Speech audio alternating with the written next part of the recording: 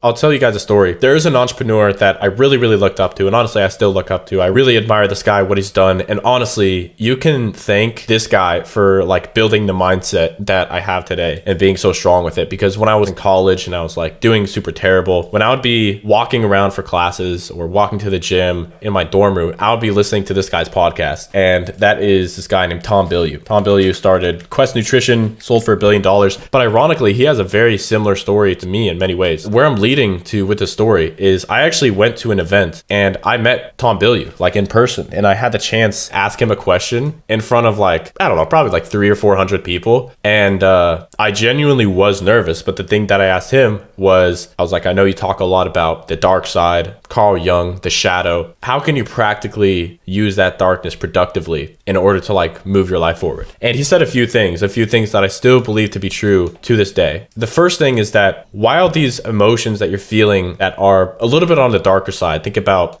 anger, grief, frustration, even like apathy. These are very low level of consciousness emotions, and it's very easy to get drawn into them to the point where it actually starts having a net negative impact on your life. So the first thing that he was telling me, and that I still believe to be true today, is that when you are using darkness, it should never exceed 20% of your time. If you spend more than 20% of your time in the darkness, then it starts to become a little bit all-encompassing and the world legitimately gets dark around you. And that's not pleasant. You know, this world has a lot of like, if you search for something, you will find it. If you search for darkness in this world, you will find the darkest things that this fucking world has to offer. So it shouldn't exceed more than 20% of your time. That was kind of the first rule. The second rule that he had is, he said, have a list. So the darkness is something that should be used when you need energy. You need energy by any means possible. When it's late at night or early in the morning and you don't want to get up, like as much as your vision ignites you, as much as you want the goal that you have set inside of your mind, it's still going to be hard sometimes, and still you're not going to want to do it. So he was recommending to have a list, which is, for him and for me, this was essentially a list of people that said you're never going to make it. All the people that doubted you, all of your haters, your friends, your family members, the people that said this is stupid, the people that made a mockery of you. You can make a physical list or a list in your mind, but this is going to be your go-to thing. And you're literally going to sit there and you are going to visualize that conversation.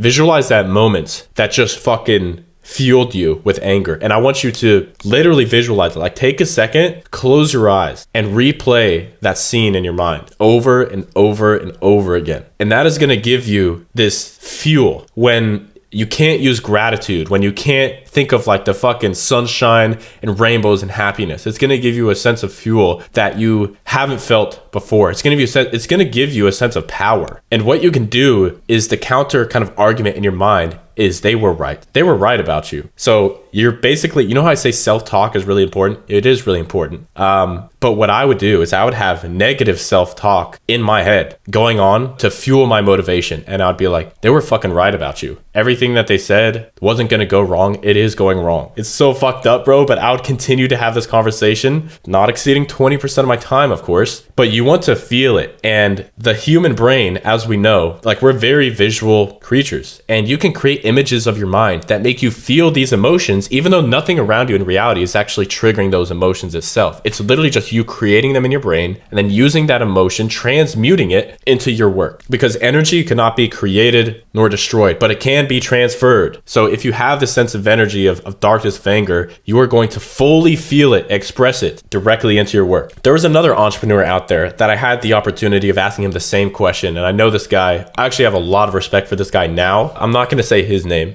but I went to one of his events and I was speaking with him one-on-one. He has a massive social following, but he was telling me about this exercise that you can do. It's a specific kind of meditation. I'll just say it really quickly and you guys can go do your own research, okay? Because it's very, very weird. There was a cult leader named Osho, if you guys are familiar. And Osho had a form of meditation himself that was basically the polar opposite of any meditation that you would see today. It's called dynamic meditation. And it's basically you doing all this crazy childish shit in order to access like deeper states of energy. So you want to go look it up, you can, but I'm not going to talk about it because it's fucking weird, truthfully. And I haven't done it in a long time, but you know, maybe you want to check it out. The darkness, that's basically what you want to do. And I would honestly read any literature that you can on darkness and the shadow. My personal favorite is, you have the laws of human nature. So one of my favorite authors, maybe of all time, is Robert Greene. And he has this book called Laws of Human Nature. He obviously is most famous for 48 Laws of Power. But there's a very specific chapter in here about shadow integration. I would read it.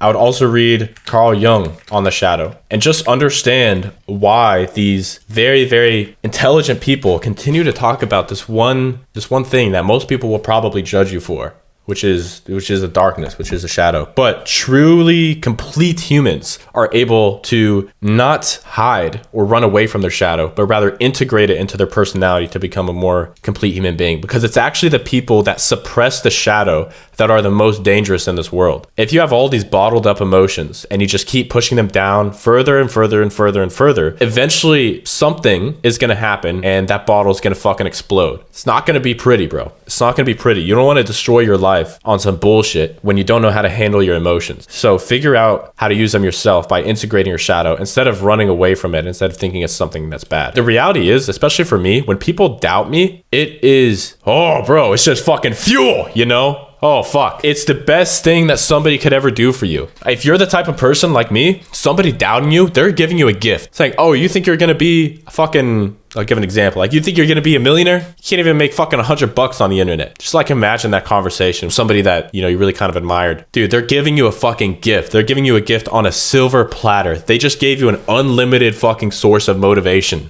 Every time that's happened to me, not only do I end up achieving the goal, I usually achieve it way faster. So, feel free to steal that.